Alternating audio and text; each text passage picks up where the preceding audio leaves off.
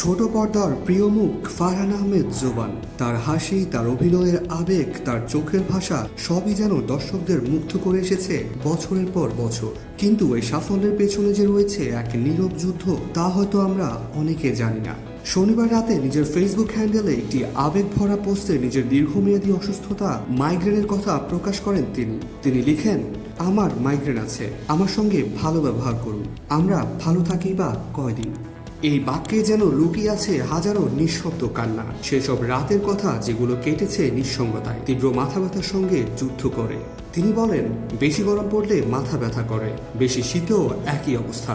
এখন বৃষ্টির সিজন, বৃষ্টির পানি মাথায় পড়লেও ব্যথা বেড়ে যায়। রোদ, আলো, শব্দ সবকিছু যেন শত্রু হয়ে দাঁড়ায় আমাদের সামনে।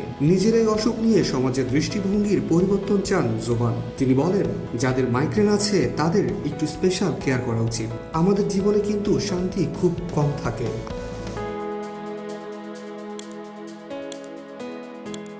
আমরা যারা তাকে রোগীর পর্দায় হাসি মুখে দেখি, তাদের কল্পনাতেও আসে না যে সেই মুখের আড়ালে লুকিয়ে থাকে এমন অসহ্য ব্যথা, নিঃসঙ্গতা, সহ্য শক্তির সীমাহীন পরীক্ষা। 2011 সালে একটি বিজ্ঞাপন চিত্রের মাধ্যমে শোবিজে পথ চলা শুরু জোবানের। এরপর ইউনিভার্সিটি ধারাবাহিক নাটকের মাধ্যমে দর্শকদের হৃদয়ে জায়গা করে নেন তিনি। দীর্ঘ এক যুগ ধরে নিয়মিতভাবে টেলিভিশন নাটকে অভিনয় করে গেছেন এই প্রতিভাবান শিল্পী। সম্প্রতি কোরবানির ঈদে মুক্তি পাওয়া তার নাটক আশিকি ইউটিউবে ট্রেন্ডিংয়ে ছিল টানা কয়েক সপ্তাহ।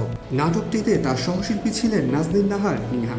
মাইগ্রেন কোনো সাধারণ মাথা ব্যথা নয়, এটি মানসিক স্থিরতা, দৈনন্দিন জীবনের স্বাভাবিকতা এবং একজন মানুষের হাসির আড়ালে লুকানো যন্ত্রণাকে নীরবে ধ্বংস করতে পারে।